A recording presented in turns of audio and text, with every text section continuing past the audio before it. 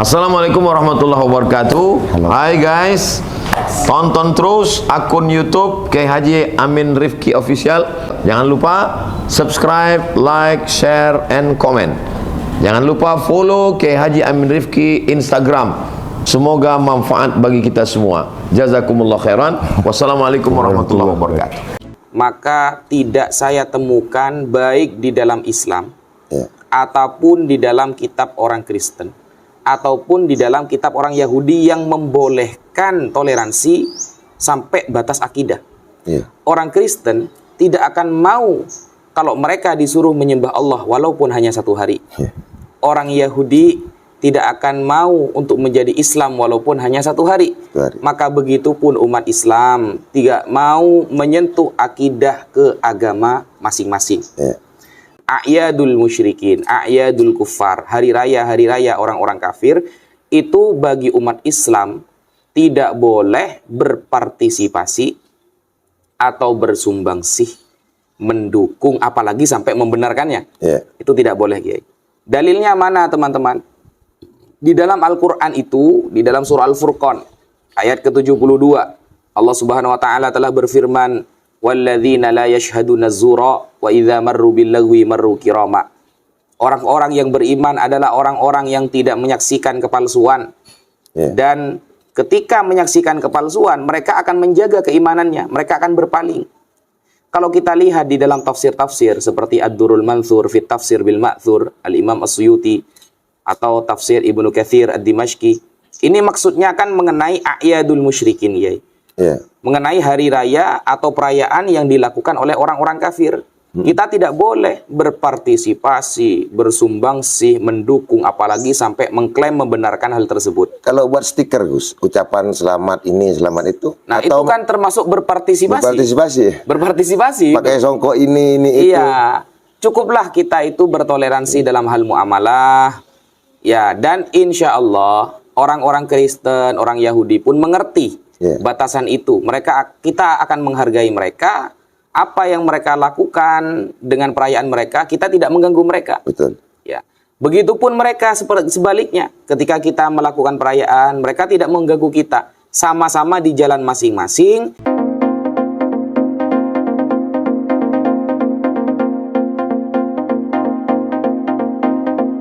Assalamualaikum warahmatullahi wabarakatuh. Bismillahirrahmanirrahim. Alhamdulillah wa kafa wa salatu wassalamu ala nabiyil mustafa wa ala alihi ahli sidqi wal wafa. Mabadu, para ikhwan, para akhwat, teman-teman sekalian, pada kesempatan kali ini saya bisa bersua kembali dengan beliau Gus Muhammad Fuad Abdul Wafi. Beliau sebagai pakar debater yang sudah sangat viral sekali. Masya Allah, tabarakallah. Assalamualaikum, Gus. Waalaikumsalam warahmatullahi ta'ala wabarakatuh. Masya Allah, tabarakallah. Pada kesempatan kali ini kita bisa bincang-bincang lagi, Gus, ya. Alhamdulillah.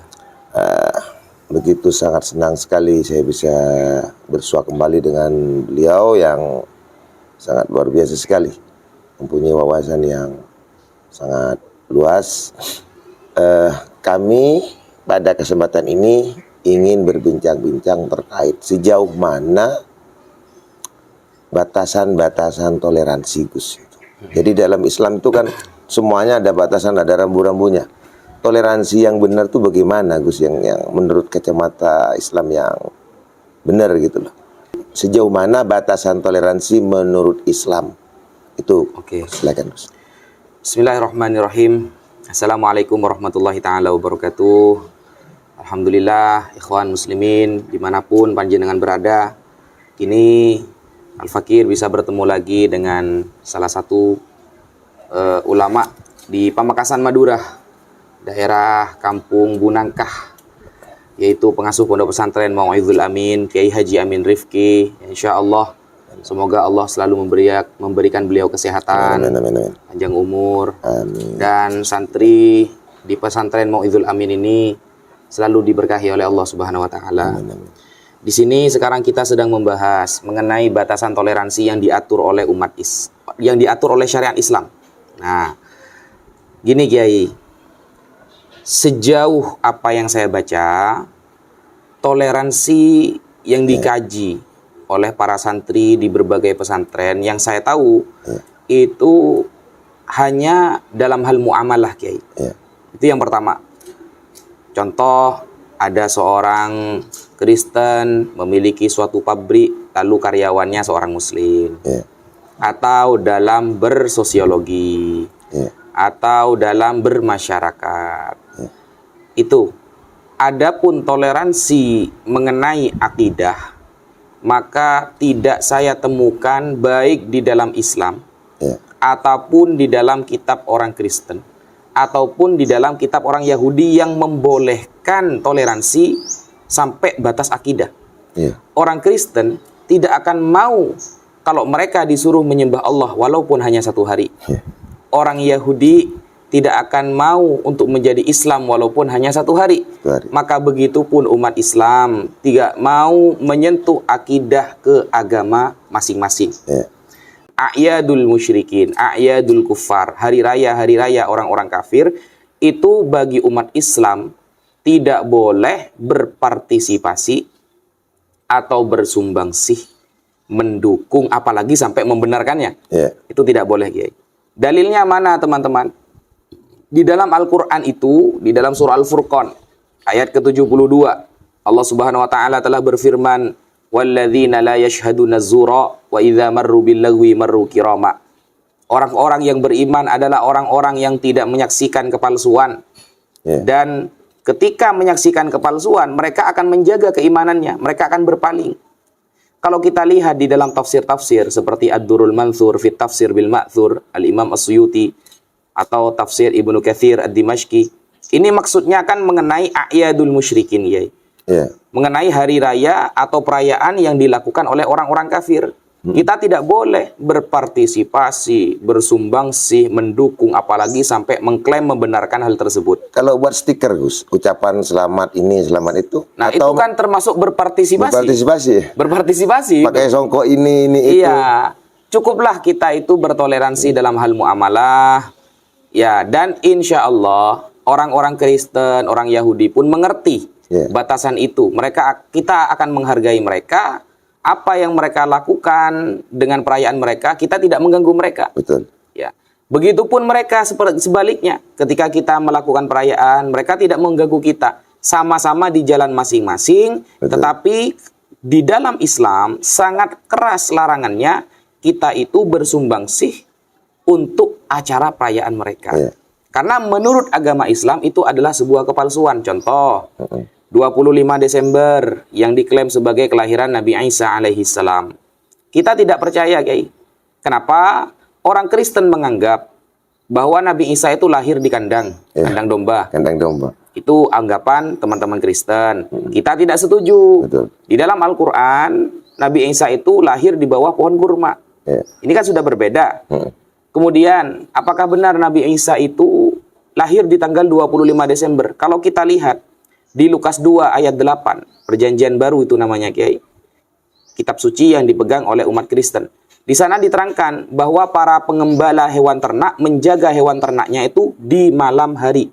Kenapa? Di pagi hari saat itu musim panas.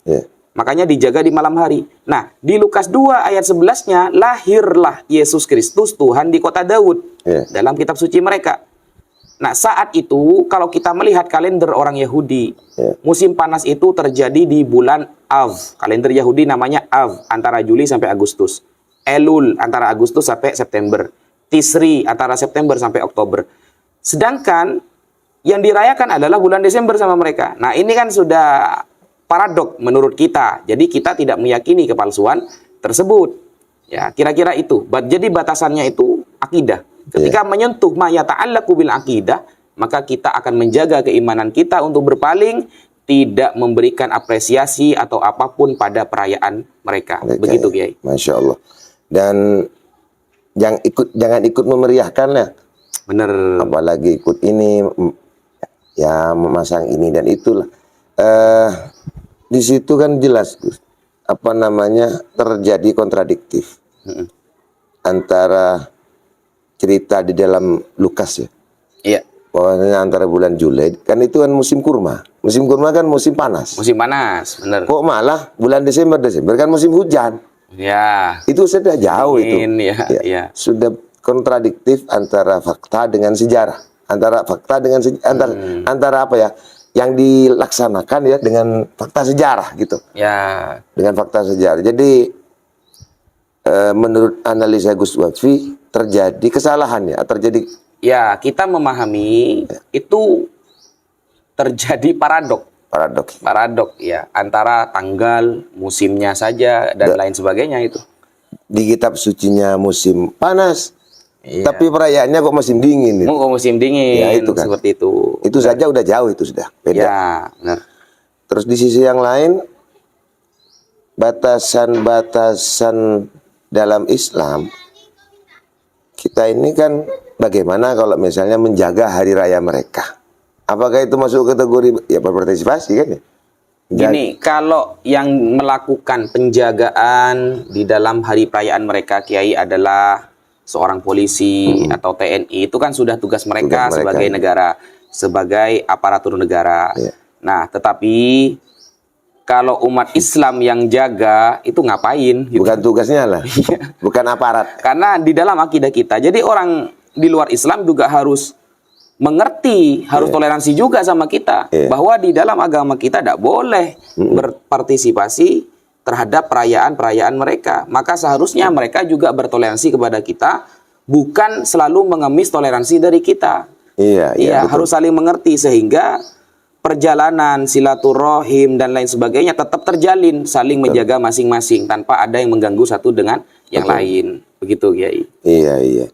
Ya kan seakan-akan selama ini kan yang dianggap intoleran orang Islam. Benar. Padahal sudah sangat toleran banget itu.